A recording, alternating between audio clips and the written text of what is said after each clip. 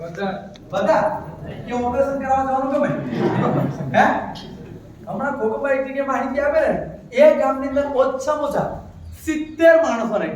આ પથરીની બીમારી એક જ ગામમાં 70 થી વધારે પથરીની બીમારી તો તમે સમજી લેજો ઓપરેશન કરાવવા ગયા તો એ પથરી કાઢ્યા પછી પણ પાછી થાય કે નહીં થાય એના કરતા આપણી જોડે તુલસી છે જેની વાત કરીએ 5 જાતની તુલસીનો હાર છે શ્યામ તુલસી વાન તુલસી રામ તુલસી અદરક તુલસી અને કપૂર તુલસી જે તુલસી થકી પથરી કઈ રીતે ઓગળે છે એ તમને ડેમો કરીને બતાવી દઉં છું પણ એ પહેલા કેટલા વ્યક્તિ આ થર્મોકોલને દેખ્યું છે બધા દેખ્યું જમવા માટે લાવો છો પૂઠું જેને કહે પતરાળો હવે પતરાળામાં જમ્યા પછી તમે પૂઠાને ફેંકી દો છો ત્યારે ખાડામાં પડી જાય કે ઓગળેલું હોય એવું છે તમને નહીં દેખાય તમે જમીનની અંદર દાબી દો 6 મહિના પછી કાળો તોય ઓગળતું નહીં પાણીમાં નાખી દો 6 મહિના પછી કાળો તોય ઓગળતો નહીં અને ચૂલામાં નાખી દો તોય પણ દેવતા પણ ઓગળતી નહીં હવે આ જ પૂઠાની અંદર તમે જમો છો ત્યારે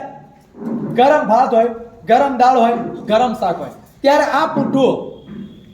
દાળ અને ભાત સાથે આપણા પેટમાં જાય છે ત્યારે આપણા પેટની અંદર પણ જામ થાય છે એ ઓગળતું નહીં ત્યારે આપણને પથરીની બીમારી આવે છે એ પથરીની બીમારી ઓપરેશન કરાયા વગર ઓગળવા માંગતા હોય તો તમને લાઈવ ડેમો બતાવું દેખો માંગો છો યસ આ તમારી સામે થર્મોકોલ છે કોઈ જાદુ બાદુ છે નહીં બરાબર આ તમારી સામે મેં પૂઠું તોડેલ છે પાછું કોઈને દેખાય છે ને યસ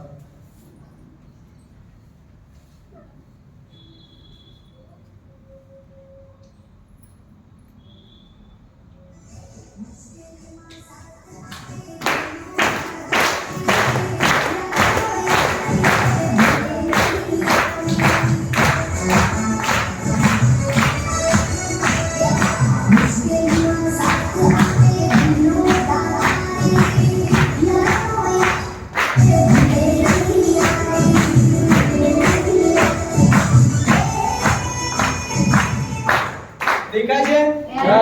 હવે કઈ પૂઠું જેવું છે કઈ ના ઓગળી ગયું ને ઓગળી ગયું ને તો પછી આપણા શરીર અંદર પાણી અંદર નાખીને રોજ પીવો તો પથરી આપણા શરીર અંદર હોય અને એ ઓપરેશન કરાયા વગર ઓગળી જાય તો ચાલે કે નહીં ચાલે ચાલે કે નહીં ચાલે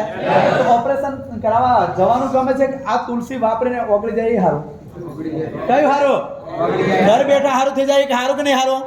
તો વાપરવું જોઈએ આ તુલસી આપણા ઘરની અંદર હોવાના કારણે અંદર ઝેરલા જનાવર નતા આવતા તુલસીનો છોડ હોવાના કારણે અંદર મચ્છર નતા રહેતા તુલસીનો છોડ હોવાના કારણે